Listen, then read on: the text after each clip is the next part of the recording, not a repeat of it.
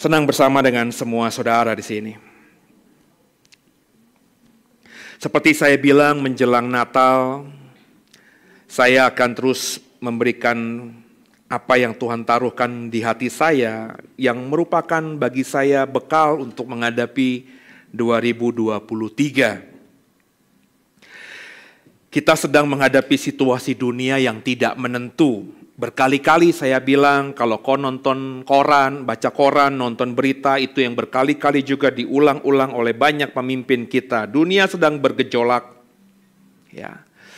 Kemarin di tadarusan di seminar mingguan kita, saya dapat informasi dari koran kembali bagaimana pesawat pembom Rusia yang selama ini dengan perang Ukraina belum digunakan sudah disiapkan dan itu tercapture dari satelit NATO.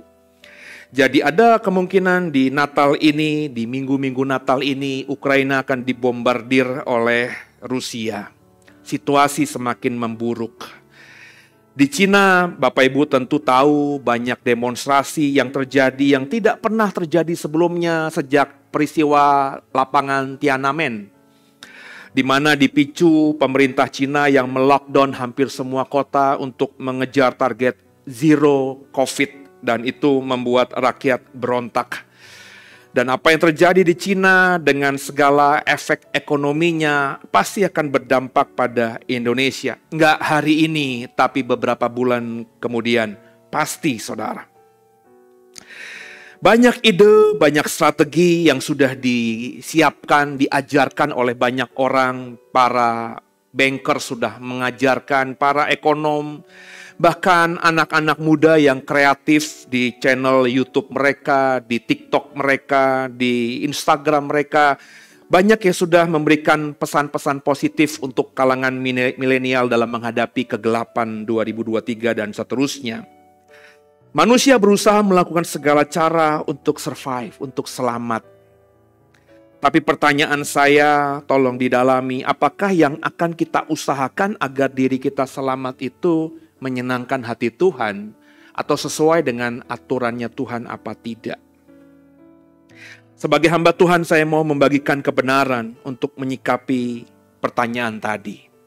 Saya nggak kepengen terutama saudara yang bersama-sama dengan saya, mendengarkan saya, menganggap saya hamba Tuhan, menganggap saya pendetamu, saudara mengambil keputusan yang salah semata-mata agar kau bisa bertahan hidup di 2023 nanti. Kita mungkin tidak intim, tidak dekat, tidak bisa bercengkrama karena satu dan lain hal. Tapi paling tidak lewat pesan-pesan firman Tuhan yang saya sampaikan di mimbar ini, saudara bisa tangkap dan saudara bisa sikapi dalam hidup keseharian saudara. Sebagai orang percaya, semua pasti akan melibatkan Tuhan dalam segala hal. Normatifnya begitu. Tapi tetap saja meskipun kita orang Kristen berusaha melibatkan Tuhan dalam segala hal, kalau kau jujur, dalam aplikasinya itu kita sulit. Bagaimana mungkin melibatkan Tuhan ketika kita berbisnis dengan cara dunia? Bagaimana kita mengimplementasikan apa yang kita tahu dari Alkitab lewat kehidupan kita sehari-hari? Itu jujur sulit, saudara. Sehingga banyak orang berkata, ya Pak, selama kita hidup di dunia yang penting kita tidak berbuat dosa yang besar lah. Kekasih Tuhan, biji mata Tuhan. Kenapa begitu? Karena memang tidak ada patokan yang jelas soal ini. Melibatkan Tuhan dalam keseharian secara aplikatif tuh gimana? Paling standarnya ya berdoa. Tapi bukankah kita semua berdoa? Tapi pertanyaan saya, apakah ketika kita sudah berdoa, setelah kita berdoa keluar rumah, setelah kita doa dari kamar kita, terus keseharian kita di luar itu otomatis melakukan semua firman Tuhan secara presisi. Kalau rekan bisnismu, teman bisnismu, orang di sekitarmu, orang percaya mungkin lebih mudah. Tapi kan faktanya kita minoritas di negeri ini. Nah saudara, nah untuk itu Meskipun tidak literal, bagaimana melibatkan Tuhan dalam keseharian itu ada diajarkan dalam pasal tertentu, ayat tertentu, kitab tertentu di Alkitab kita. Tapi Alkitab kita ini Alkitab yang hidup. Dalam banyak kasus dalam cerita di Alkitab ada tokoh-tokoh yang sengaja ceritanya Tuhan izinkan ada di Alkitab kita ini agar kita belajar dari pengalaman mereka dalam kehidupan mereka yang melibatkan Tuhan. Waduh, kalau Bapak Ibu sudah baca Alkitab kita dan mempelajari semua tokoh-tokoh Alkitab, pengalamanmu bersama Tuhan itu meskipun kita belum alami, tapi berdasarkan copy paste dari pengalaman tokoh-tokoh hebat di Alkitab ini, kau kan jadi manusia yang benar-benar dewasa. Dewasa. Nah, salah satu tokoh cerita di Alkitab yang bagi saya cukup pas dalam bagaimana kita mempersiapkan hidup di tahun depan. Tema saya, berjuang di jalannya. Ya, bagaimana berjuang di jalannya? Kita coba belajar dari Hakim-Hakim pasal 6 ayat 1 sampai 6. Dari seorang hakim yang sebenarnya nggak bisa dibilang punya latar belakang yang bagus.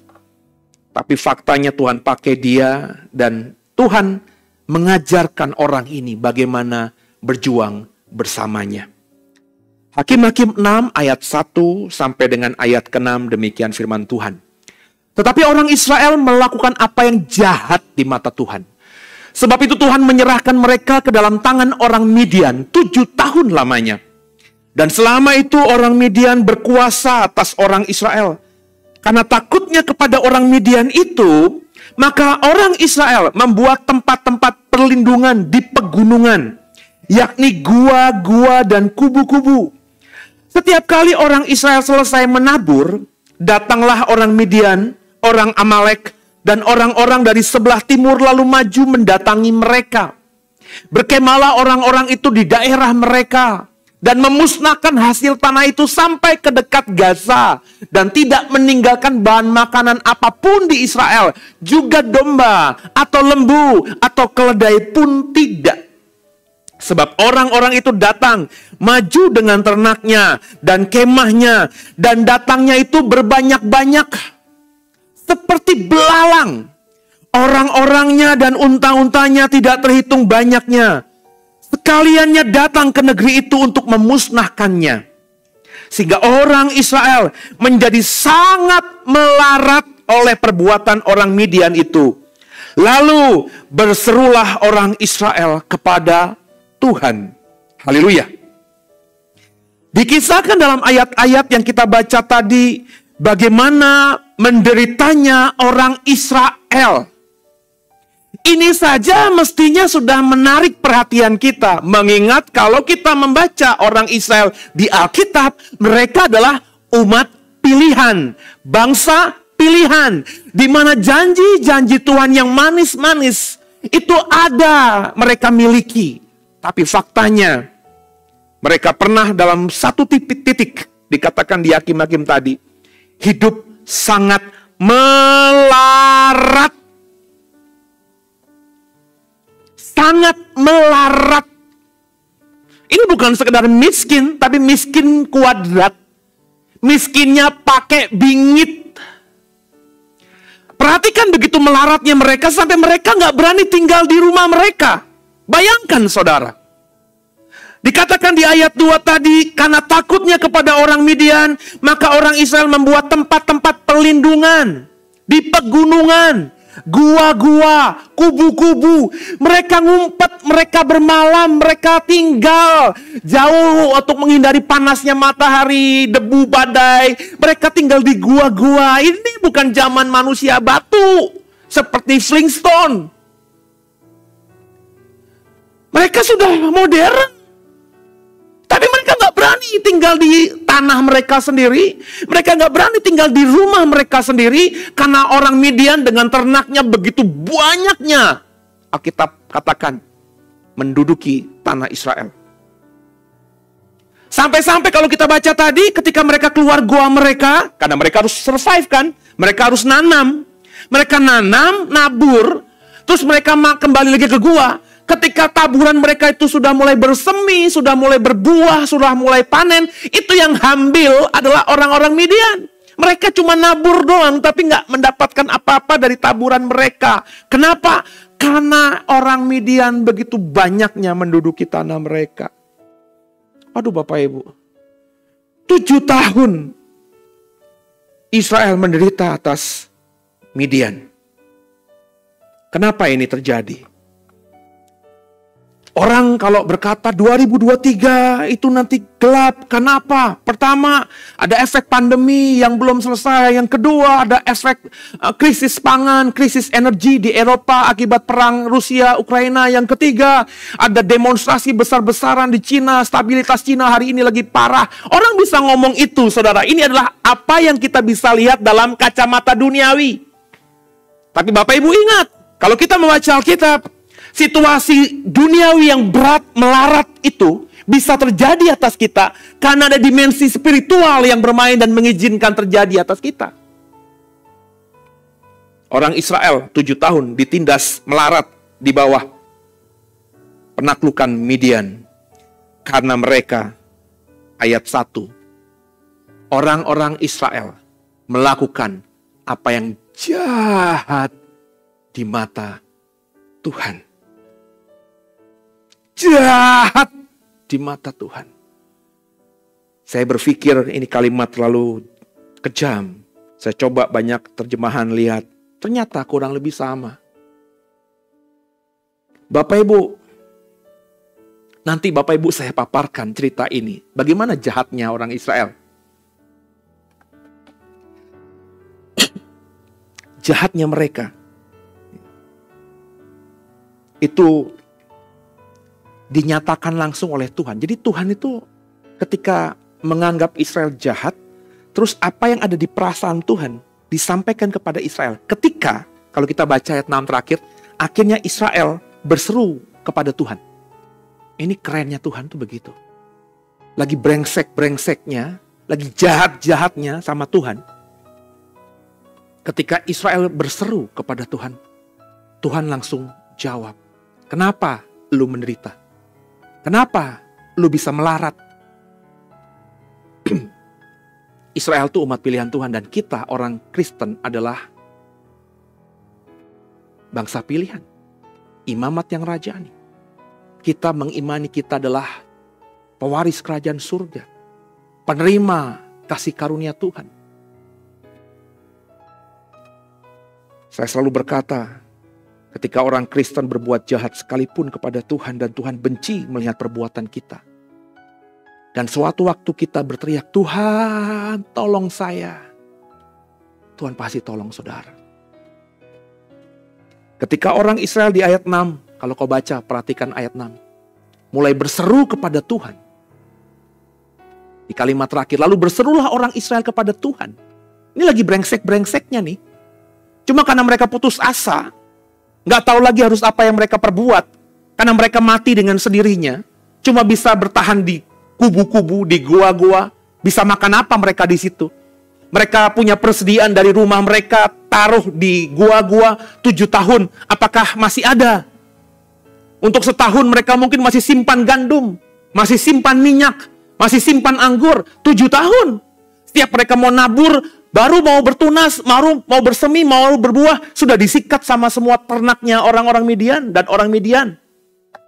Persediaan apa? 7 tahun. Kalau kita ngomongin Yusuf yang di Mesir Raja, 7 tahun berkelimpahan, 7 tahun kemudian habis. Karena semua orang mengalami kekeringan. Bapak Ibu biji mata Tuhan, kenapa orang Israel itu jahat? Ketika mereka berseru kepada Tuhan, Tuhan paparkan ini, ayat 7 sampai 10. Demikian firman Tuhan. Ketika orang Israel berseru kepada Tuhan, karena orang Midian itu, maka Tuhan mengutus seorang nabi kepada orang Israel yang berkata kepada mereka, beginilah firman Tuhan Allah Israel, akulah yang menuntun kamu keluar dari Mesir, dan yang membawa kamu keluar dari rumah perbudakan. Aku melepaskan kamu dari tangan orang Mesir, dari tangan semua orang yang menindas kamu. Bahkan aku menghalau mereka dari depanmu dan negeri mereka. kuberikan kepadamu. Dan aku telah berfirman kepadamu, akulah Tuhan Allahmu. Maka janganlah kamu menyembah Allah orang Amori yang negerinya kamu diami ini. Tapi kamu tidak mendengarkan firmanku itu. Jahatnya orang Israel di mata Tuhan. Sudah Tuhan tuntun mereka keluar dari perbudakan Mesir. Di padang gurun semua bangsa yang menghadang mereka. Lewat pertolongan Tuhan mereka bisa kalahkan. Israel nyaris nggak pernah kalah di padang gurun, Bapak Ibu. Padahal mereka tidak punya skill berperang. Orang mereka bangsa budak. Masuk ke tanah perjanjian yang didiami oleh orang-orang Amori saat itu. Orang Kanaan maksudnya juga. Mereka malah mengikuti penyembahan kepada ilah-ilah, Allah-Allah orang Amori. Bagaimana perasaan Tuhan coba? Aku yang menyelamatkanmu, aku yang menuntunmu, aku yang mengizinkan kau masuk ke tanah perjanjian. Sudah hidup enak, punya tanah air sendiri, tidak lagi diperbudak. Kau lupakan aku. Ini mungkin gambarannya sering kita dapat cerita. Ada sepasang anak muda menikah dalam kesusahan, dalam keprihatinan. Terus karena mereka bekerja dengan keras, saling mendukung. Suatu waktu di masa depan mereka akhirnya kaya raya. Suaminya yang tadinya punya motor aja enggak, tiba-tiba bisa beli mobil mewah. Lupa sama istri masa mudanya. Jatuh cinta dengan perempuan lain yang lebih muda, lebih cantik. Dan yang memang mengejar dia karena hartanya. Bukankah cerita di cerpen, bahkan di realita seperti itu sering kita dengar. Waktu susah sama-sama. Waktu susah saling mencintai. Ketika sudah mapan, saling mengkhianati.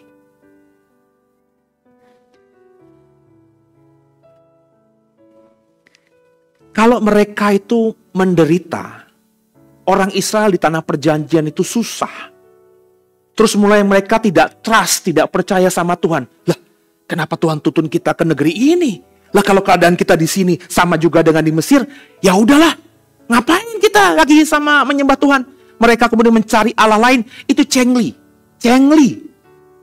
Saya bisa paham. Logika saya bisa ngerti. Tapi saudara, dalam konteks Hakim-Hakim pasal 6 ini, ketika mereka menyembah Allahnya orang Amori, di Hakim-Hakim 6 ketika Tuhan berkata, kamu jahat. Mereka tuh sedang tidak menderita awalnya, saudara. Midian membuat mereka menderita 7 tahun. Sebelum 7 tahun Midian menguasai mereka itu, mereka tidak menderita sama sekali. Pak Seno ngarang-ngarang aja. Ayatnya nggak ada kok. Loh, makanya kalau baca Alkitab, lihat konteks. Sebelum Hakim-Hakim pasal 6, ada Hakim-Hakim pasal 5. Di perikop terakhir Hakim-Hakim pasal 5, Bapak Ibu tahu tentu cerita tentang Hakim Deborah dan Barak. Lewat kepemimpinan mereka, mereka bisa mengalahkan musuh-musuh Israel. Dan kalau kau membaca pasal 5 Hakim-Hakim ayat yang terakhir, ayat 31b, coba perhatikan baik-baik. Buka. Hakim-Hakim 5, ayat 31b. Perhatikan ini, kalimat ini ada sebelum Hakim-Hakim 6, kalimat ini. Lalu amanlah negeri itu 40 tahun lamanya. 40 tahun sebelum Israel 7 tahun ditindas melarat karena Midian. 40 tahun, 40 years. Bukan waktu yang sebentar. 40 tahun mereka aman. Tidak ada musuh. Tidak diserang, tidak berperang. Karena mereka aman, mereka bisa nandur. Mereka bisa nabur. Mereka bisa berkebun. Mereka bisa beternak dengan aman.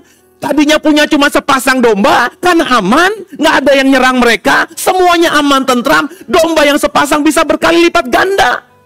Domba, saya tahu setahun bisa 2 kali beranak. Bayangkan kalau 40 tahun. Anak beranak dari cuma 2 sepasang. Di tahun ke-40, mereka mungkin punya ratusan domba. Anggur memang tidak bisa dipanen dalam tahun pertama. Tapi ketika mereka nanam anggur, Di tahun ketiga, tahun keempat, mereka bisa panen. Dan semakin tua pohon anggur, semakin banyak buahnya. Di tahun ke-40, mereka bukan cuma punya anggur di kebun mereka. Mereka sudah expand tanah-tanah lain yang mereka beli dari hasil anggur itu. Orang Israel, 40 tahun, kaya raya, makmur. Dan berkali-kali saya bilang, orang itu murtad. Sorry. Kebanyakan bukan pas kere, justru pas berkelimpahan. Ketika 40 tahun aman di zaman Deborah dan Barak, mereka malah mendua hati. Mereka mulai merasa, kita kaya ini karena jeripayah kita kan Mah ya. Ngobrol sama tetangganya. Lo kerja keras, ini kita diberkati begini bukan karena siapa-siapa, ini karena kita sendiri. Mereka lupa ada campur tangan Tuhan. Dan mereka mulai menjauh dari Tuhan. Keintiman tidak ada. Sehingga akhirnya mereka mulai menganggap Tuhan equal, sama dengan Allah-Allah lain.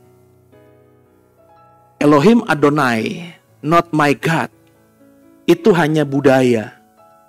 Sehingga mereka ketika sudah menganggap Tuhan itu sebagai budaya, akhirnya mereka menganggap dengan Allah-Allah lain, sembahan-sembahan orang lain, Elohim Adonai sama. Maka ketika akhirnya mereka campur baur dengan orang Amori, bertetangga dengan baik, mereka kalau mau menyembah kepada Elohim Adonai harus cari kemah Tuhan yang lokasinya jauh. Ngapain sih kita ke sana ke kemah suci? Ini orang Amori bikin mesbah di depan rumahnya. Dia punya terafim, mereka bentuk Allah mereka. Mereka berdoa kepada Allah mereka di rumahnya. Kita ngapain jauh-jauh? Akhirnya mereka karena sudah menganggap Tuhan hanya budaya, mereka terima. Toh kita tetap percaya kepada Allahnya Abraham, Ishak dan Yakub. Tapi kita nggak ada salahnya juga beribadah atau memberikan korban kepada Allah-Allah orang Amori. Bapak Ibu, ketika Israel kembali berseru ketika habis menderita melarat 7 tahun. Tuhan bukan juga cuma memberitahu mereka kenapa kalian begitu. Tapi Tuhan kasih solusi. Yakni apa? Dengan membangkitkan hakim baru setelah Deborah Barak mati. Tuhan bangkitkan hakim yang namanya Gideon. Ayat 11, ayat 12. Hakim-hakim pasal 6. Saya baca buat saudara. Demikian firman Tuhan. Kemudian datanglah malaikat Tuhan dan duduk di bawah pohon terbantin di Ofra. Kepunyaan Yoas, orang Abiezer itu. Sedang Gideon anaknya mengirik gandum dalam tempat pemerasan anggur agar tersembunyi bagi orang Midian. Bayangin, Gideon dikatakan mengirik gandum di tempat pemerasan anggur supaya nggak kelihatan sama orang Midian. Jadi meskipun mereka punya hasil panen yang nggak banyak, mereka itu untuk mengirik gandum. Mengirik gandum itu maksudnya membersihkan gandum gitu loh. Itu bukan di tempat pengirikan biasa, tapi di tempat dikatakan Alkitab tadi pemerasan anggur yang kayak sumur. Supaya nggak kelihatan orang Midian, mereka lagi mengirik anggur. Ayat 12. Malaikat Tuhan menampakkan diri kepadanya dan berfirman kepadanya demikian, Tuhan menyertai engkau ya pahlawan yang gagah berani. Awalnya seperti orang Israel lainnya, kalau kita membaca ayat-ayat berikutnya, Gideon tidak percaya kepada Tuhan. Jadi jangan bilang Gideon itu dipilih Tuhan karena dia orang beriman. Enggak. Gideon itu meragukan Tuhan. Kalau kau membaca ayat-ayat setelahnya, ya, di ayat yang ke-13, 14, dan seterusnya, Gideon bahkan bersungut-sungut sama malaikat Tuhan. Mana kata nenek moyang kami, Tuhan dulu menyertai mereka. Menyeberang sungai Mesir, melewati Laut Teberau, melewati padang gurun dengan tiang awan, tiang api. Tapi mana faktanya 7 tahun kami melarat? Di mana Tuhannya nenek moyang kami? Perkataan Gideon yang kau baca nanti di rumah ayat 13 dan seterusnya itu pemahaman umum orang-orang Israel hari itu. Sehingga akhirnya mereka mendua hati tadi. Ya bahkan Gideon maksud saya itu juga berasal dari keluarga yang memang sudah mendua. Coba kita lihat Hakim-Hakim 6 ayat 25 sampai 31. Ini menarik nih. Ayat 25 sampai 31. Perhatikan nih saudara ya. Pada malam itu juga Tuhan berfirman kepadanya, kepada Gideon, ambillah seekor lembu jantan kepunyaan ayahmu, yakni lembu jantan yang kedua, berumur 7 tahun. Runtuhkanlah mezbah Baal kepunyaan ayahmu, dan tebanglah tiang berhala yang di dekatnya. Kemudian dirikanlah mezbah bagi Tuhan Allahmu di atas kubu pertahanan ini dengan disusun baik. Lalu ambillah lembu jantan yang kedua dan persembahkanlah korban bakaran dengan kayu tiang berhala yang akan kau tebang itu. Kemudian Gideon membawa 10 orang hambanya. Diperbuatnya seperti yang difirmankan Tuhan kepadanya. Tapi karena ia takut kepada kaum keluarganya dan kepada orang-orang kota itu untuk melakukan hal itu pada siang hari, pada waktu siang, maka dilakukannya lah pada waktu malam. Ketika orang-orang kota itu bangun pagi-pagi, tampaklah telah dirobohkan mezbah Baal itu dan ditebangnya tiang berhala yang di dekatnya, dan telah dikorbankan lembu jantan yang kedua di atas mezbah yang didirikan itu. Berkatalah mereka seorang kepada yang lain, siapakah yang melakukan hal ini? Setelah diperiksa dan ditanyanya, maka kata orang, Gideon bin Yoas, dialah yang melakukan hal itu. Sesudah itu berkatalah orang-orang kota itu kepada Yoas, bawalah anakmu itu keluar, dia harus mati, karena ia telah merobohkan mezbah Baal, dan karena ia telah menebang tiang berhala yang di dekatnya. Perhatikan perkataan bapaknya Gideon yang namanya Yoas. Tapi jawab Yoas kepada semua orang yang mengerumuninya itu, kamu mau berjuang membela Baal atau kamu mau menolong dia? Siapa yang berjuang membela Baal akan dihukum mati sebelum pagi. Jika Baal itu Allah, biarlah ia berjuang membela dirinya sendiri setelah mezbahnya dirobohkan orang. Perhatikan kontradiksi di sini. Temukan anehnya di sini. Ketika seluruh orang kota itu tahu yang merobohkan Baalnya Yoas adalah Gideon, yang menghancurkan mezbah Baalnya Yoas adalah Gideon, orang-orang kumpul di rumahnya Yoas. Anakmu yang melakukan ini, dia harus mati karena sudah menghancurkan dewa kita. Kalimat di ayat yang ke-31 ini seolah-olah Yoas itu percaya kepada Tuhan. Seolah-olah Yoas itu berkata, aku gak percaya kepada Baal, biarkan anakku menghancurkan itu. Kalau ada yang membela Baal, biarlah kamu mati. Seolah-olah Boas atau Yoas ini percaya kepada Elohim Adonai. Karena kalimatnya, jika Baal itu Allah, biarlah ia berjuang membela dirinya sendiri. Ini kan perkataan yang seolah-olah tidak percaya sama sekali sama Baal kan? Kontradiksinya di mana? Kontradiksinya di ayat 25 tadi. Mezbah Baal yang dihancurkan Gideon itu punyanya siapa? Yoas. Ini kalimat ini bertahun-tahun lalu udah saya baca, teman saya skip aja gitu. Tapi ketika saya mulai baca pelan-pelan, gak dikejar target, coba mendalami konteksnya, kenapa ceritanya ini berasal. Hulunya di mana? Orang itu langsung pengen tahu muaranya di mana, ujungnya di mana. Tapi latar belakangnya nggak diketahui, nggak mau tahu. Bapak Ibu, ini ironis nih. Yoas, bapaknya Gideon, dia punya mezbah Baal di depan rumahnya. Satu kampung itu kalau mau nyembah Baal, ya di mezbah Baal bapaknya ini. Yoas ini adalah tua-tua di kampungnya itu. Tapi faktanya, meskipun dia punya mezbah Baal di rumahnya, di ayat 31, dia tidak percaya kepada Baal itu. Itu yang saya bilang, kenapa saya mengatakan tadi, di zaman ini, Elohim Adonai, Allahnya Abraham, Ishak dan Yakub, di mata orang Israel secara umum, itu hanya sebagai budaya, sejarah, cerita masa lalu, bukan fakta. Seperti banyak hari ini orang Kristen, siapa Tuhanmu? Yesus. Kau percaya kepada Yesus? Percaya. Omong kosong. Sebab pada faktanya dalam keseharian kau tidak ada keintiman dengan Yesus Tuhanmu. Kau tidak pernah melibatkan Dia dalam keseharianmu. Boro-boro memuji menyembah Tuhan. Bahkan datang ke gereja pun kau bukan mencari Tuhan. Kau sedang mau cari teman-temanmu. Lumayan seminggu sekali ketemu di gereja. Kau melayani Tuhan hari Minggu, bukan melayani Tuhan. Ya namanya juga orang Kristen, kalau pelayanan kan lebih hebat daripada jemaat. Sama kan? Berapa banyak orang Kristen yang benar-benar percaya kepada Tuhannya? Orang Israel saat itu memang tak bertuhan dengan benar. Makanya bisa si Yoas ini, termasuk Gideon, di rumahnya ada dewa Baal, ada mesbah Baal, tapi juga percaya kepada Elohim Adonai.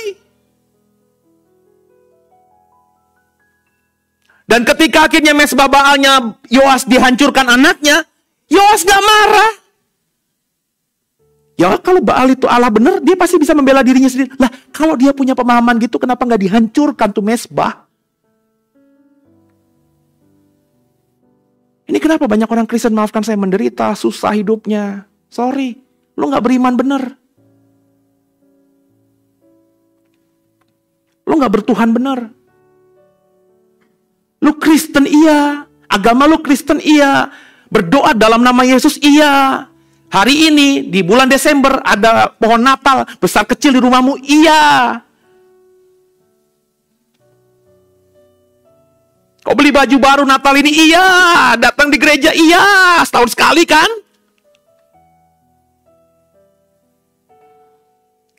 Tapi sebenarnya kau gak kenal Tuhan. Ironis, mereka persembahkan korban pada Baal tapi gak percaya Baal. Mereka percaya kepada Tuhannya Abraham, Ishak dan Yakub tapi gak berkorban untuk Tuhan. Yoas tidak mempersembahkan korban kepada Elohim Adonai di rumahnya. Dia persembahkan korban di mesbahnya Baal, tapi dia tidak percaya Baal. Hatinya percaya Tuhan, tapi tidak mempersembahkan korban kepada Elohim Adonai. Kan konyol. Jadi di dalam perjanjian lama, kalau kau sudah belajar, saudara, mendua, sinkritisme itu budaya. Dan bahaya hari ini, kita mungkin tidak menyembah patung-patung lagi. Tapi duniawi itu menjadi sinkritisme kita. Pekerjaan kita, itu ilah lain kita hari ini. Bisnis kita, itu dewa lain kita hari ini.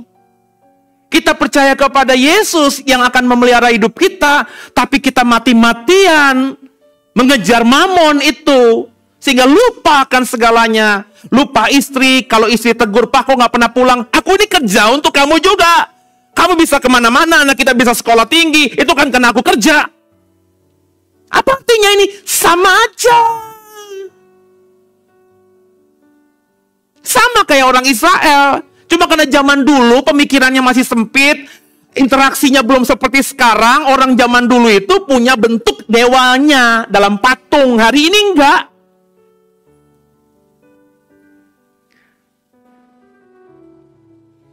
Israel kita tahu, kalau kita baca Alkitab, memang akhirnya menaklukkan Midian. Udah baca belum kisahnya Gideon? Akhirnya Midian hancur. Tapi pertanyaannya, bagaimana Midian bisa hancur? 2023 berat buat kita semuanya. Ini yang saya dapatkan dari Tuhan, belajar dari kisahnya Gideon. Harus ada hal yang harus kita lakukan. Kita contohlah. Kita bisa aplikasikan modifikasi dalam hidup kita sehari-hari, tapi esensinya, kerikmanya, pesannya, bisa kita baca dalam kisahnya Gideon. Ayat 34. Supaya kita bisa menaklukkan Midian, seperti Gideon menaklukkan Midian. Kalau kita mau menaklukkan kegelapan di 2023 dan seterusnya, ayat 34 katakan apa? Pada waktu itu roh Tuhan menguasai Gideon. Ditiupnyalah sangkakala dan orang-orang Abiezer, keluarga bapaknya ini, dikerahkan untuk mengikuti dia. Orang kalau mau keluar lebih dari seorang pemenang, kalau dia mau berjuang di jalannya Tuhan, maka orang itu seperti Gideon harus dikuasai oleh Roh Tuhan, Roh Kudus. Saya sudah bilang, orang di perjanjian lama, kalau dikuasai Roh Tuhan itu ekspresinya aneh-aneh. Ada yang menari-nari, ada yang telanjang. Gideon niup sangkakala. Sangkakala itu shofar yang saya tiup, Bapak Ibu. Hari ini orang bisa tiup shofar di mana-mana. Tapi zaman dulu, di zaman perjanjian lama, nggak sembarangan orang bisa niup shofar. Nggak bisa kapan aja niup shofar. Saya kalau mau niup shofar kapan aja bisa. Paling cuma ditegur sama tetangga doang. Ngapain tiup trompet? Tapi zaman dulu bermasalah kalau orang tiup sangkakala. Karena sangkakala itu salah satu fungsinya adalah memanggil semua orang untuk berperang. Jadi meskipun setiap rumah tangga Israel punya sangkakala, karena sangkakala kan mudah. Shofar itu kan mudah. Tinggal punya rusa, tebang tanduknya, dibersihkan, bisa ditiup. Jadi bunyi-bunyian, jadi trompet. Setiap rumah pasti punya lah. Tapi nggak mungkin digunakan. Pernah baca Daud sambil mengembalakan kambing domba 2-3 ekor bapaknya terus niup sangkakala? Nggak pernah. Bisa dibunuh dia. Ngapain kamu panggil? Kita pikir mau perang. Enggak, gue lagi cuma main-main aja gitu sama domba-domba gue. Mati Daud. Maka tindakan meniup sangkakala di ayat ini oleh Gideon itu adalah ekspresi yang gak lazim. Jika mau selamat berjuang di jalannya, saudara dan saya harus hidup dikuasai Roh Kudus. Dikuasai Roh Kudus, dikuasai Roh Allah dalam konteks ayat ini. Berarti kita harus mau menundukkan diri pada Roh Kudus, pada Roh Tuhan. Jadi hamba Tuhan. Melakukan apapun yang Tuhan perintahkan. Hidupmu bukannya kamu lagi. Sudahkah saudara memberikan hidup saudara kepada Tuhan? Kalau sudah, ini langkah pertama. Sehingga nanti 2023kah, 24kah, kalau kita dikasih umur panjang sampai 25 tahun ke depan, 20 tahun ke depankah, andai kata ada masalah seberat apapun, dunia segelap apapun, andai kata kita mungkin diserang sama pasukannya Thanos sekalipun, saudara akan ditolong oleh Tuhan. Roh Kudus diberikannya kepada kita untuk menyertai kita, menolong kita sampai akhir zaman. Herannya saya, nggak banyak orang Kristen yang ngerti ini. Lanjut, ayat 36 sampai 40, langkah kedua. Kemudian berkatalah Gideon kepada Allah, jika engkau mau menyelamatkan orang Israel dengan perantaraanku seperti yang kau firmankan itu, maka aku membentangkan guntingan bulu domba di tempat pengirikan. Apabila hanya di atas guntingan bulu itu ada embun, tapi seluruh tanah itu di situ tinggal kering, maka tahulah aku bahwa engkau mau menyelamatkan orang Israel dengan perantaraanku seperti yang kau firmankan. Dan demikianlah terjadi, sebab keesokan harinya pagi-pagi ia bangun, dipulasnya guntingan bulu itu dan diperasnya air embun dari guntingan bulu itu secawan penuh air. Ini Gideon kemudian iseng lagi nih. Lalu berkatalah Gideon kepada Allah, janganlah kiranya kau murka atau murkamu bangkit terhadap aku. Apabila aku berkata lagi, sekali ini saja, biarkanlah aku satu kali lagi saja mengambil percobaan dengan guntingan bulu itu. Sekiranya yang kering hanya guntingan bulu itu dan di atas seluruh tanah itu ada embun. Dan demikian diperbuat Allah pada malam itu, hanya guntingan bulu itu yang kering dan di atas seluruh tanah itu ada embun. Saudara, dari ayat ini kan menarik nih. Ini sesuatu yang nggak mungkin, ya. Karena daerah padang gurun, kalau di Indonesia mungkin bisa ya, karena banyak pohon. Saya pernah mendapati masuk ke sebuah hutan, bukan hutan lah, pokoknya beberapa tempat yang memang dinaungi oleh pohon yang besar-besar, terus nggak jauh itu ada tanah lapang, kosong, nggak ada pohon-pohonan besar, ya. Itu saya bisa melihat, mengamati gitu ya. Hujan, ya. Tapi di bawah pohon yang besar-besar itu, saya masih bisa kering, sedangkan kalau sudah ke tanah lapang, basah kuyup. Itu karena di Indonesia memang berlimpah Tuhan kasih anugerah dengan kemakmuran. Tapi di padang gurun di Israel, saudara, Gideon nguji Tuhan. Kalau kau memang pilih aku untuk menyelamatkan bangsaku, izinkan aku ya. Aku ambil bulu domba. Terus ditaruhlah bulu domba itu di tanah lapang. Kalau yang basah karena embun hanya bulu domba ini dan tanah lainnya kering, maka aku tahu itu kamu yang ngutus aku. Maka besok pagi dia bangun, bulu-bulu domba itu diperas satu air. Bapak Ibu, ini banyak banget berarti. Sedangkan tanahnya kering. Gideon mungkin masih bilang, ini untung-untungan nih. Sekali lagi ya Tuhan, jangan murka sama aku ya. Besok, aku pengen bulunya kering, tapi tanahnya basah semuanya. Besok pagi keluar, tanahnya basah, bulunya kering, gak ada netes air. Ini Gideon yakin akhirnya dari Tuhan. Maka yang kedua, kalau kau mau berjuang di jalannya, selain yang pertama tadi, kau harus dikuasai roh Tuhan. Kau harus meminta atau mencari tanda darinya. Apakah kau benar disertai dia apa tidak? Gideon saat itu meminta tanda. Bagaimana dengan kita? Nah, orang Kristen hari ini itu juga sering meminta tanda. Tapi kalau menurut saya ya, nggak salah kau meminta tanda. Tuhan, kalau nanti benar aku mau berbisnis dengan si Om A, dan Om A itu nanti orang benar sehingga bisnis kami ketika merger akan jadi besar, aku kepengen nanti ketika siang nanti ketemu di kafe sama si Om A itu, kopinya tumpah, bajunya Om A basah kuyup. Boleh saja kau minta tanda begitu.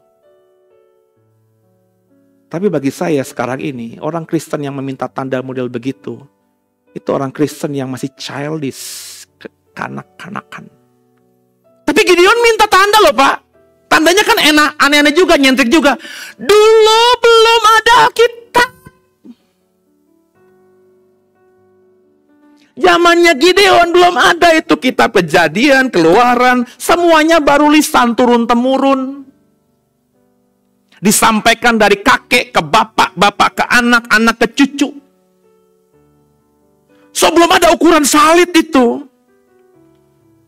Meskipun dihafal, si A menghafal dan si B menghafal tentu agak sedikit berbeda.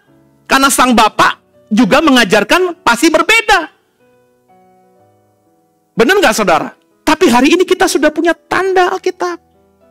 Kalau bagi saya mah sederhana, kalau mau meminta tanda dari Tuhan, ya tinggal lihat Alkitab yang kita akan mau kerjakan itu sesuai dengan firman Tuhan. Yang akan kita lakukan itu menyakitkan hati Tuhan apa tidak? Ini kan harus ada di sini.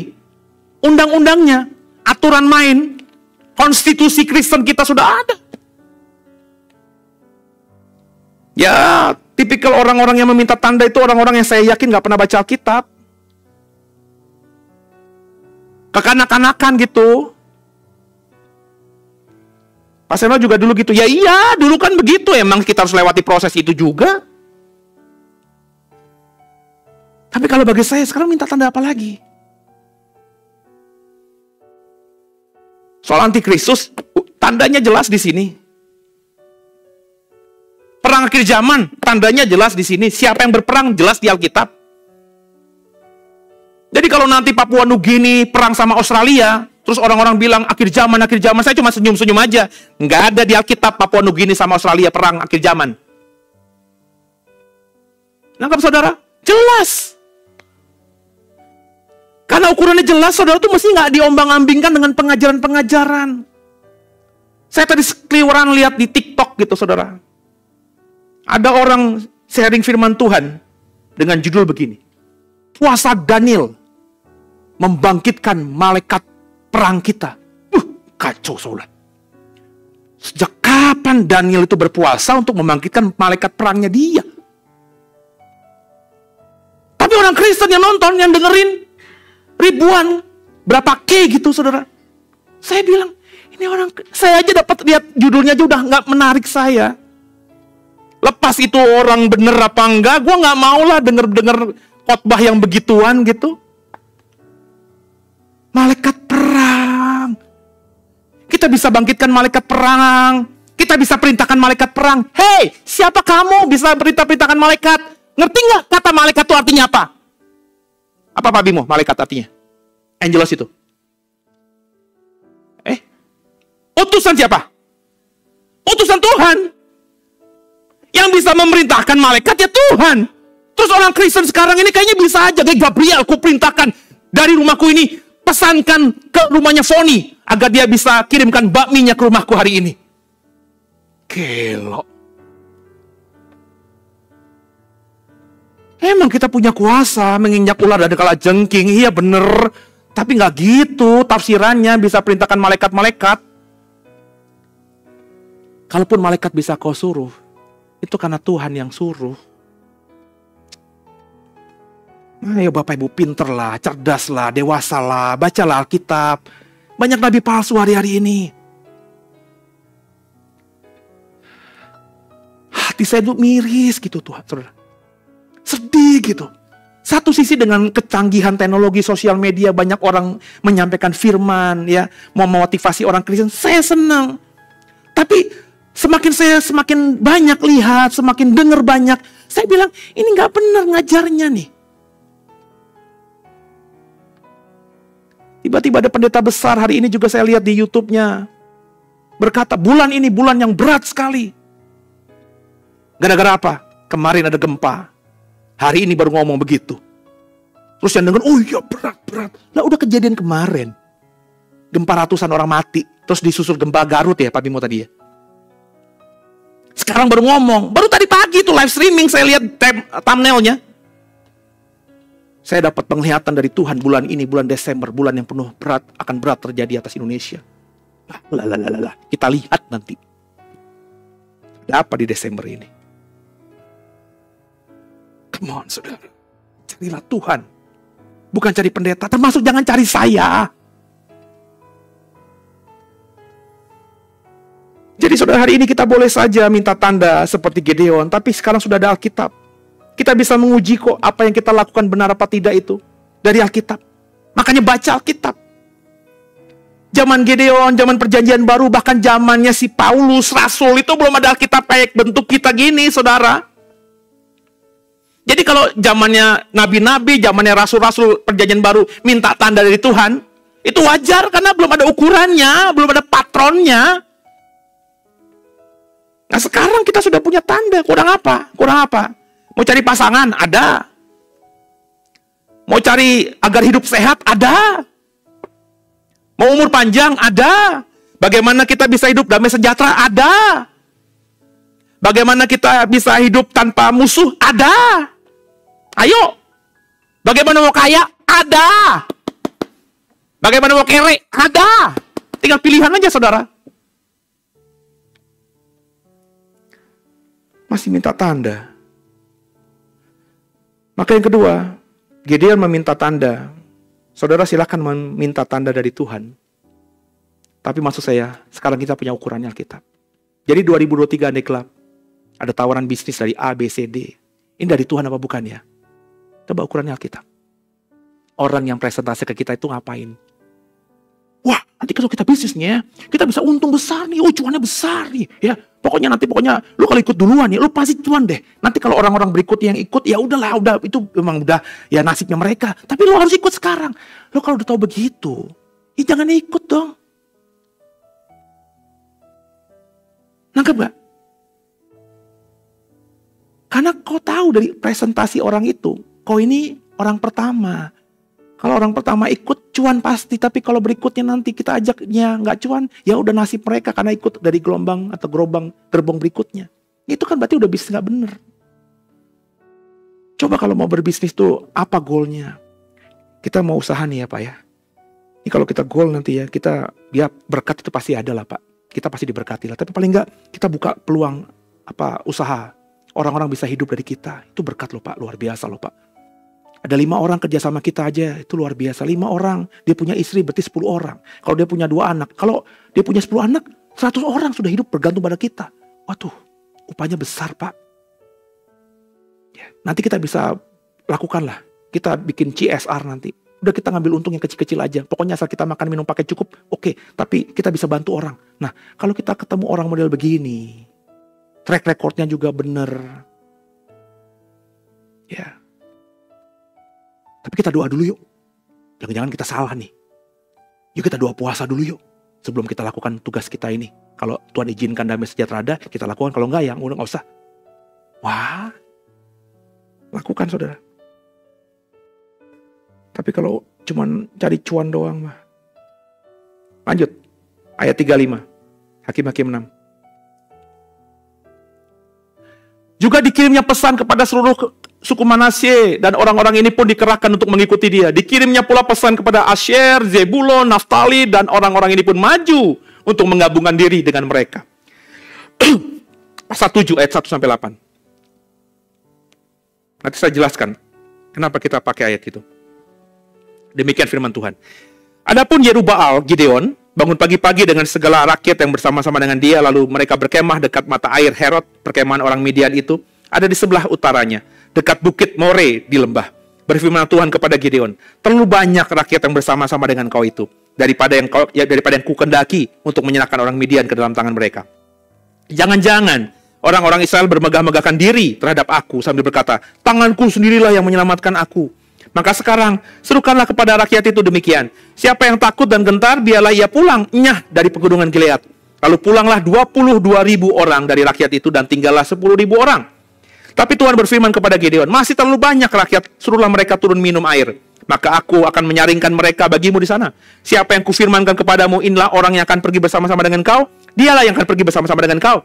Tapi barang siapa yang kufirmankan kepadamu, inilah orang yang tidak akan pergi bersama-sama dengan kau, dialah yang tidak akan pergi. Lalu Gideon menyuruh rakyat itu turun minum air. Dan berfirmanlah Tuhan kepadanya, barang siapa yang menghirup air dengan lidahnya seperti anjing menjilat, haruslah kau kumpulkan tersendiri. Demikian juga semua orang yang berlutut untuk minum. Jumlah orang yang menghirup dengan membawa tangannya ke mulutnya ada 300 orang. Tapi yang lain dari rakyat itu semuanya berlutut minum air. Lalu berfirmanlah Tuhan kepada Gideon, dengan ke-300 orang yang menghirup itu akan kuselamatkan kamu. Aku akan menyerahkan orang Midian ke dalam tanganmu. Tetapi yang lain dari rakyat itu semuanya boleh pergi, masing-masing ke tempat kediamanmu. Dari rakyat itu mereka mengambil bekal dan sakakala. Demikianlah seluruh rakyat Israel disuruhnya pergi, masing-masing ke kemahnya. Tapi 300 orang itu ditahannya. Adapun perkemahan orang Midian ada di bawahnya di lembah. Saudara, ketika Gideon niup sangkakala, orang Asyer, orang Naftali, semua orang Israel, sukunya juga ikut, itu terkumpul kurang lebih berapa saudara? 32.000 orang. Banyak gitu. Tapi Tuhan bilang, kebanyakan ini. Yang takut, yang cuma ikut-ikutan, yang gentar, yang takut sama pedang, yang cemen-cemen pulang. Ketika Gideon bilang ini, pulang 22.000 orang. Sisa 10.000. Berarti kan yang kumpul awal 32.000 ya. 10.000 Tuhan bilang, masih kebanyakan. Ini kalau mereka perang 10.000 orang, nanti mereka menang, jangan-jangan mereka bilang, ini karena kami. Ya udah, suruh mereka minum, turun ke sungai. Yang minum sambil kayak anjing, dengan lidahnya ke air langsung atau sujud, itu dipinggirkan. Tapi kalau yang minum dengan menggunakan dua tangannya, itu juga kau singkirkan. Yang minum pakai kedua tangannya cuma 300 orang. Sisanya minum kayak anjing. Minum sambil jongkok, sujud gitu. Tidak dengan tangan. 300. Lainnya suruh pulang. 300 orang. Banyak? Sedikit. 300 itu sedikit. SMP negeri itu siswanya lebih dari 300. 300 orang. Gideon mempersiapkan diri dengan baik. 32.000 orang terkumpul. Tapi yang baik menurut Gideon belum tentu baik di mata Tuhan. Yang baik di mata Tuhan cuma 300. Dari 32.000 orang yang Tuhan baik, yang di mata Tuhan baik cuma 300. Itu berarti kan nggak sampai 1%. Ini nggak ngomongin persepuluhan, 1% juga nggak sampai, saudara. Jika mau selamat, belajar dari kisah ini. Kalau mau berjuang di jalannya, ikuti maunya Tuhan. Taat sama firman Tuhan. Kita harus belajar menundukkan diri pada kehendak-Nya. Ini kecil Tuhan, gimana gue bisa bertahan dengan cuma simpanan duit yang cuma berapa ratus ribu, gimana bisa melewati 2023? Dengan hidup sehari-hari aja, haleluya, gimana bisa sekolahin anak sampai nanti kuliah? Gak masuk Tuhan. Banyak orang Kristen seperti itu. Sebaliknya, Resesi, tenang mah. Puji Tuhan, aku sudah diberkati Tuhan. Aku punya deposito berapa mah kita mah? Ada berapa? 500 M? Wah, itu udah cukup. Ya. Itu emas batangan kita belum. Ya. Itu bahkan aku punya kripto banyak mah. Ya, itu kan tanpa pajak ya. Kita lebih banyak mah itu mah. Jadi pemerintah nggak tahu uangku lebih banyak dari deposito itu. Tenang, resesi apapun kita bisa lewati. Sombong. Kok anggap itu baik bisa melewati 2023? Kau tahu pendiri FB siapa? Masih kaya dia, tapi sudah terlempar jauh dari kedudukannya sebagai orang terkaya di dunia. Gara-gara apa? Sahamnya anjlok. Meta anjlok. Facebook anjlok. Elon Musk masih orang terkaya, tapi kekayaannya anjlok jauh. Sahamnya Tesla anjlok jauh. Gue punya saham Tesla juga hilang akhirnya, saudara. Meskipun cuma kecil, ya, tapi udah punya lah sahamnya Tesla, tapi hancur, saudara. Ya, kekasih Tuhan. Belajar menundukkan diri. 5 roti 2 ikan. 5.000 laki-laki. Murid-murid bilang, gimana kasih makannya? Kata Yesus ini, nggak usah lo pikirin. Ini cuman ini. Iya Tuhan, cuma ini yang kami temukan. Dia cuma mengucap syukur. Baca baik-baik kisah itu. Pecah-pecah. Ini kalian bagiin. Petrus, Yohanes, Yakobus, kalian ke kiri. Kamu, Thomas, kalian ke utara. Bagi-bagi. 5.000 orang kenyang.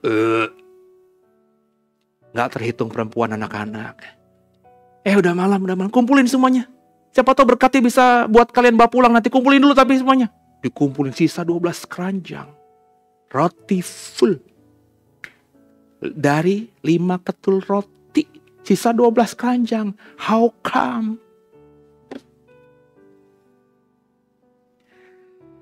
Tapi lewati dulu langkah 1. Langkah 1 tadi apa? Udah lupa. Langkah 1 tadi apa? Supaya bisa berjuang bersamanya melewati 2023 berkemenangan tadi. Dikuasai roh Tuhan. Yang kedua, tadi ya, langkah kita tuh cari tandanya. Benar nggak sesuai dengan firman Tuhan? Yang ketiga tadi, persiapkan diri menurut maunya Tuhan. Jadi jangan kecil hati kalau sekarang ini kau punya tabungan. Santai aja men. Belanda masih jauh. Jangan kamu khawatir. Burung di udara Tuhan pelihara. Tuhan bilang apa? Kekhawatiranmu ya gak akan menambah sejengkal hidupmu. Kekhawatiran sehari untuk hari ini. Esok punya kekhawatirannya sendiri. So nikmati hari ini dengan ucapan syukur. Yang berikutnya ayat 9-15. Hakim-Hakim 7. Pada malam itu berfirman Tuhan kepadanya, bangunlah, turunlah menyerbu perkemahan itu, sebab telah kuserahkan itu ke dalam tanganmu. Tapi jika engkau takut, Gideon, untuk turun menyerbu Midian, turunlah bersama dengan pura bujangmu ke perkemahan itu. Maka kedengaranlah apa yang mereka katakan. Kemudian engkau akan mendapat keberanian untuk turun menyerbu perkemahan itu. Lalu turunlah Gideon bersama dengan pura bujangnya itu sampai kepada penjagaan terdepan laskar di perkemahan itu.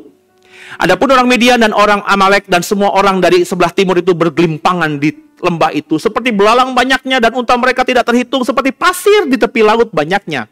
Ketika Gideon sampai ke situ, kebetulan ada seorang menceritakan mimpinya kepada temannya. Katanya, aku bermimpi tampak sekeping roti jelai terguling masuk ke perkemahan orang Midian. Setelah sampai ke kemah ini, dilanggarnya lah kemah ini sehingga roboh dan dibongkar bangkirkannya. Demikianlah kemah itu habis runtuh. Lalu temannya menjawab, ini tidak lain dari pedang Gideon bin Yoas orang Israel itu. Allah telah menyerahkan orang Midian dan seluruh perkemahan ini ke dalam tangannya. Segera sesudah Gideon mendengar mimpi itu diceritakan dengan maknanya, sujudlah ia menyembah. Kemudian pulanglah ia ke perkemahan orang Israel lalu berkata, bangunlah, sebab Tuhan telah menyerahkan perkemahan orang Midian ke dalam tangannya. Apa maksudnya? Kalau kita mau berjuang bersamanya, mau menjadi orang yang berkemenangan, meskipun zaman nanti di depan susah buat kita, langkah berikutnya yang harus kau lakukan adalah meminta peneguhan Tuhan. Kalau kau berjalan dalam jalannya Tuhan, maka setiap langkahmu pasti langkah yang diberkati. Itu penting Bapak Ibu. Ketika kita dulu mau mengambil tempat ini untuk kita jadikan gereja. Kita minta peneguhan. Saya secara pribadi minta peneguhan. Pasti lebih ada kemudahannya Tuhan. Sebab kalau ngomongin harus kredit di bank, apa aset kita? Tiba-tiba ketemu sama ownernya sendiri. Tapi dengan harga yang ditawarkan, gimana kemampuan kita Tuhan? Ownernya potong diskon besar-besaran. Dan bahkan kita hanya mencicil tanpa bunga kepada owner, bukan kepada bank. Peneguhan tempat ini dari Tuhan. Jika kita berjuang di jalannya, kita pasti akan dapat peneguhan berkali-kali. Secara pribadi 2-3 bulan ini berat buat saya, ekonomi keluarga saya. Why? Karena Sean itu sebenarnya dia mau sekolah homeschooling awalnya.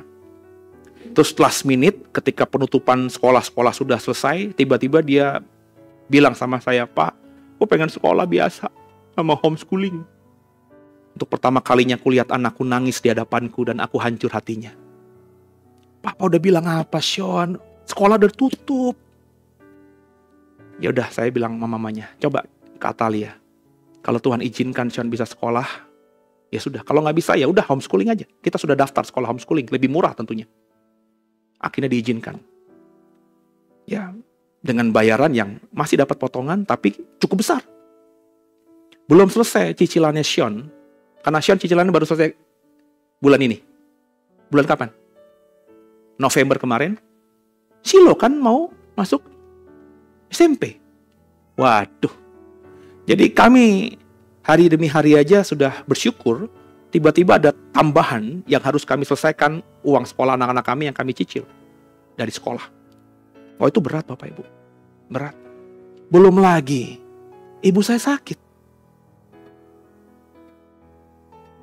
Oh iya, ibu saya puji Tuhan, bapak saya tentara, jadi ada fasilitas kesehatan yang sekarang BPJS. Tapi dulu bapak saya tuh dibayarin, jadi dia dan istrinya sampai mati ada fasilitas kelas 1. Ya, dulu atau tentara di RSPAD, tapi sekarang kan bisa BPJS di mana saja.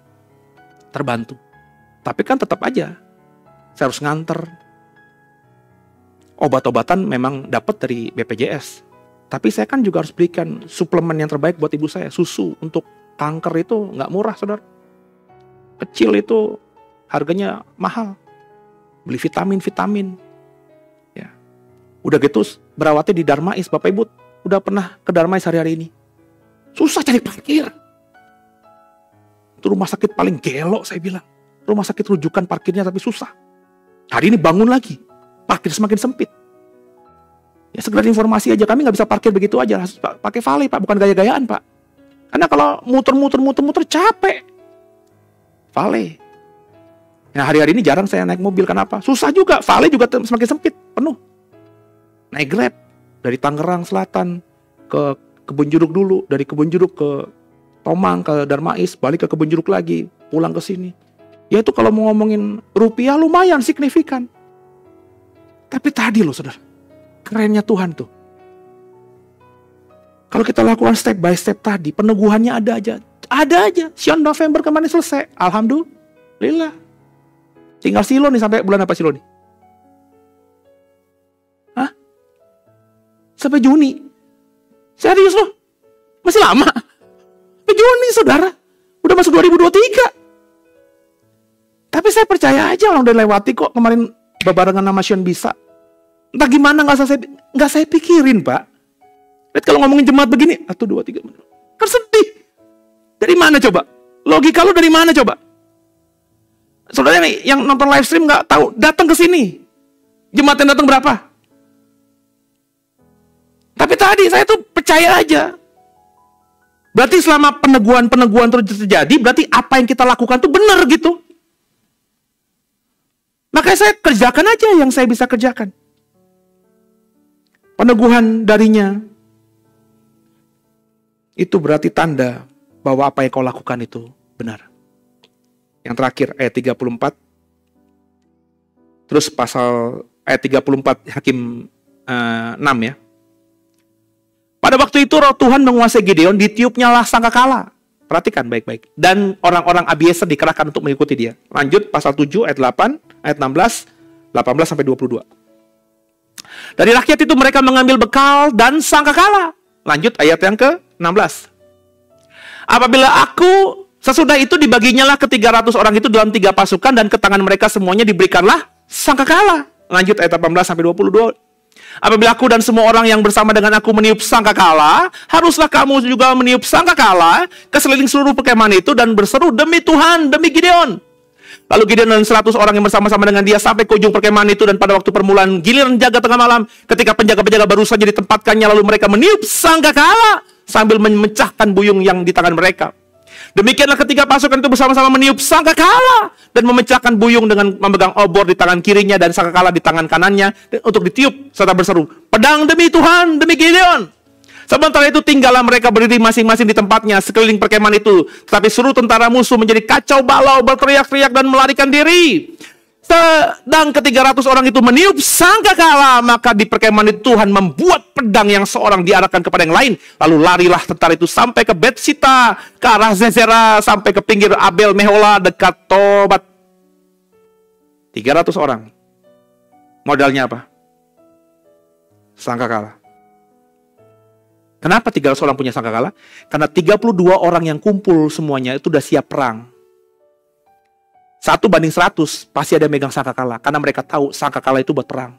Tapi ketika sebagian besar suruh pulang, Gideon bilang, ambil sangkakala mereka dan bekal mereka. Yang lainnya boleh pulang, tapi bekal yang dibawa 32 orang itu yang pulang, dan sangkakala mereka tinggal. Maka setiap orang 300 itu punya sangkakala.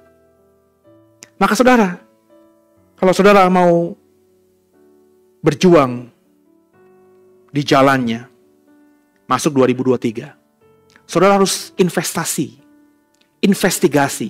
inventaris tepatnya apa yang kau punya. Jangan yang nggak kau punya. Saya nggak bisa, saya akan nanti bertahan di 2023, kalau ada masalah nanti saya minta Pak Prana jual rumahnya. Kurang ajar bener, rumahnya Pak Prana suruh gue jual. Apa yang saya punya? Orang Israel 300 orang itu hanya punya sangkakala. Bukan masalah sangkakalanya. Nanti saudara menafsirkan kayak pengkhotbah yang aneh-aneh itu. Maka nanti 2023 kalau kita susah ada musuh, kita tiup sangkakala. Rumah saudara lagi lapar, anakmu taman nangis loh. Sangkakala kencang begitu. Bukan begitu, bukan harafiah begitu. Tapi apa yang ada di tanganmu. Hari ini meskipun ada cuma 100.000, syukuri. Tuhan, bukan syukur bukan gitu ya. Syukuri. Makasih Tuhan, 100.000 ini dari Tuhan. Aku imani, dikelola dengan baik. Jangan punya 100.000, tok, bakso, 15.000. Makan, minumnya teh botol, 6.000. Jangan. Bijaksana. Bakso 15.000 cuma buat kenyang dirimu. Ke pasar, beli ikan cuek. 2-3 biji, paling berapa ribu. Beli beras, 1 liter, 2 liter. Makan sama anakmu, sama istrimu. Sambil bersyukur. Lakukan itu. Berjuang dengan apa yang kau punya. Bukan dengan apa yang gak kau punya. Jangan berhutang nantinya.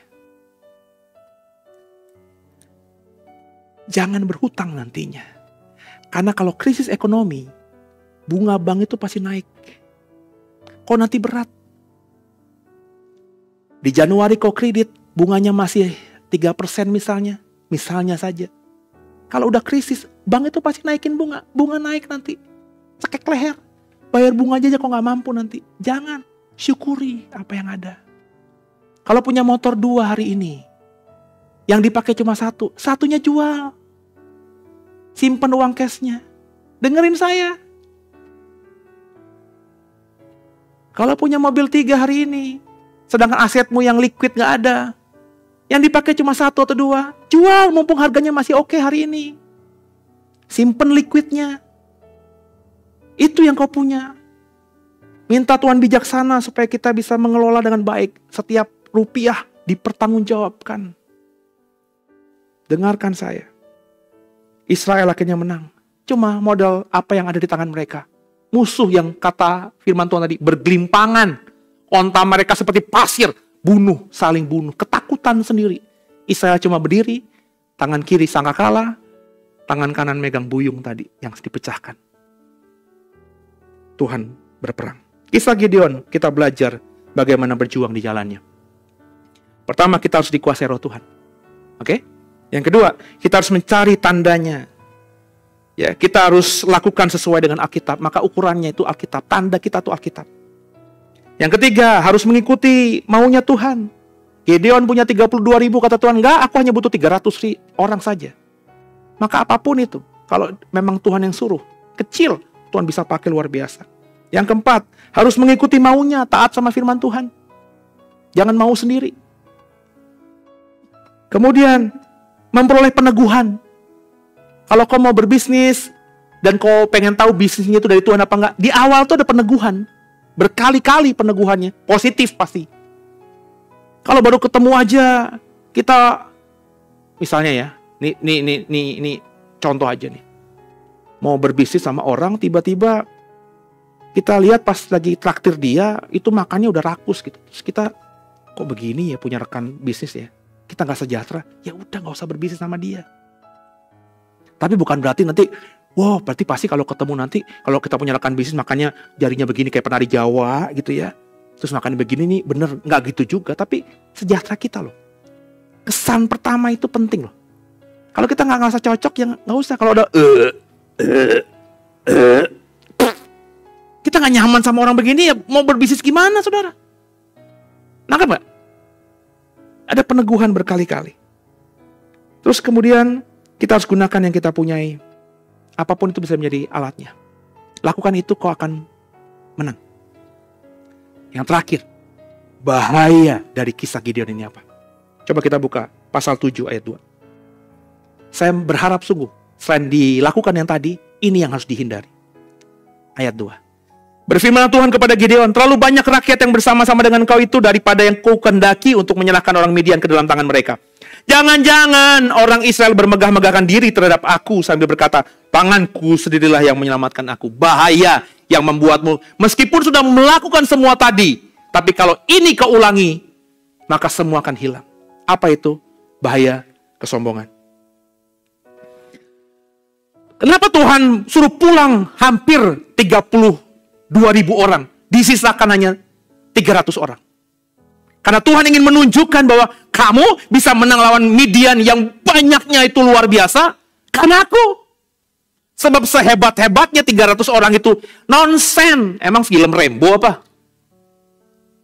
Satu orang Rambo bisa ngalahin Rusia di Vietnam sana. Itu omong kosong, saudara. Lu jangan percaya. Itu film Hollywood doang. Gak mungkin satu orang bisa mengalahkan 10 orang. Logikanya dari mana? Kayak kemarin saya nonton film Sri Asih. Ya. Bagus di film action Indonesia. Tapi perempuan bisa ngalahin 20 orang. Saya cuma nggak mungkin lah. Ya karena film jadi mungkin, saudara. Ya. Jadi saudara, ayo sama-sama kita memperhatikan ini. Tuhan nggak mau kita sombong. Kemarin saya tadarusan dari Yeskiel 31. Ada topik menarik di Yeskiel 31 ayat 10 sampai 11. Kalau usah dibuka deh. Ya. Di mana Tuhan bilang begini, Firaun, kau meninggikan dirimu. Wah, kan udah dibuka, kita baca ya. Oleh karena itu, tumbuh tinggi dan puncaknya menjulang sampai ke langit. Dan ia menjadi sombong karena ketinggiannya. Ini ngomongin Firaun. Firaun di zaman Yeskiel dan di zaman sebelum Yeskiel itu adalah raja di raja yang memerintah dunia. Luar biasa, gak ada yang berpikir Firaun itu akan bisa hancur sejarahnya. Tapi karena dia begitu tinggi hati, kalau kita membaca Yeskiel sebelumnya, bahkan Firaun bilang begini kepada banyak orang Mesir. Mesir aku punya. Sungai Nil ini aku yang buat. Sombong dia. Dan Tuhan bilang apa? Aku akan menghalau dia. Di Yeskiel pasal sebelumnya. Aku akan buat dia bersirip. Dan semua kekayaan dari Sungai Nil akan nempel pada dia. Dan aku akan campakkan dia di padang gurun. Dalam tadarusan tentang Yeskiel ini saya berkata, apa yang dinubuatkan oleh Yeskiel hari ini tergenapi. Di zaman Yesiel berkata-kata, gak ada yang berani berpikir Firaun akan hilang sejarahnya. Mesir akan hilang sejarahnya, enggak. Tapi hari ini, ketika kita ngomong Mesir, masih kita ada keengganan sama Mesir? Ketakjuban sama Mesir? Kengerian sama Mesir? Mesir tuh negara Afrika biasa. Gak beda sama Somalia. Miskin, kere. Kalau sudah ke Mesir, tahulah omongan saya ini. Firaun. Ada Firaun sekarang ini? Nggak ada. Kenapa? Karena sombong. Kalimat tumbuh tinggi, puncaknya menjulang sampai ke langit. Di otak saya langsung nangkap apa? Menara Babel. Kesombongan itu bahaya yang paling bisa membinasakan kita. Maka pesan saya hari ini, seberapa besar saudara, seberapa hebat saudara, jangan sombong. Untuk tidak sombong itu gak mungkin. Seperti saya bilang kemarin di seminar mingguan. Gak mungkin lah saudara hari ini masih pakai Android ya, Android, Xiaomi yang harga 1 jutaan. Terus tiba-tiba kok kaya raya bisa beli iPhone 14. Cara megang handphonenya pasti beda.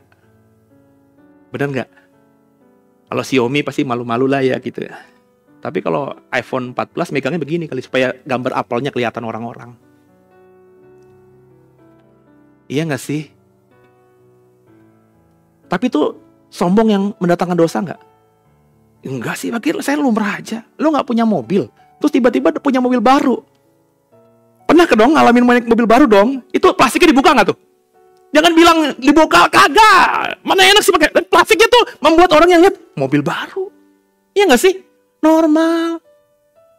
Kayak saya bilang, saya seumur-umur itu naik Rolls Royce ya waktu di Australia. Orang kaya yang mengundang saya. Dipinjemin Rolls Royce naik sendirian. Itu bukan Rolls Royce saya. Tapi saya naik Rolls Royce, tiba-tiba di lampu merah ada orang naik Honda. Ngelirik saya. Gimana dong? Meskipun dia pikir sopir kali, bodoh amat gue Rolls Royce. Sombong gak ini? Sombong kalau saya bilang. Tapi sombong yang bukan dosa. Maka memanage kesombongan itu penting supaya tidak menyakitkan hati orang.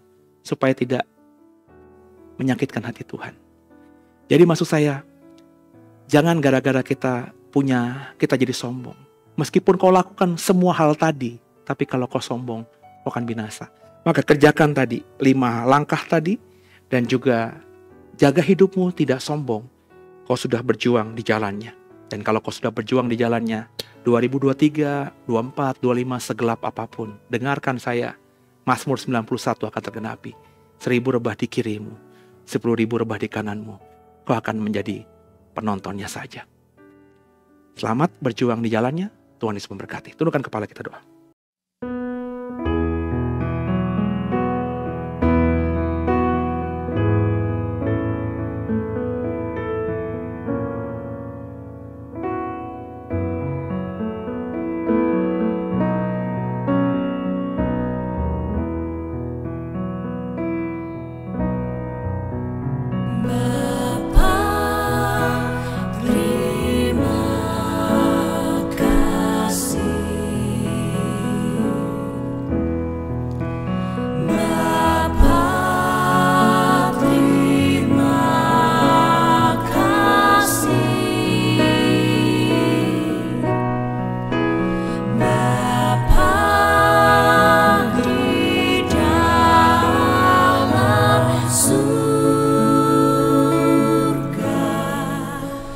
Ku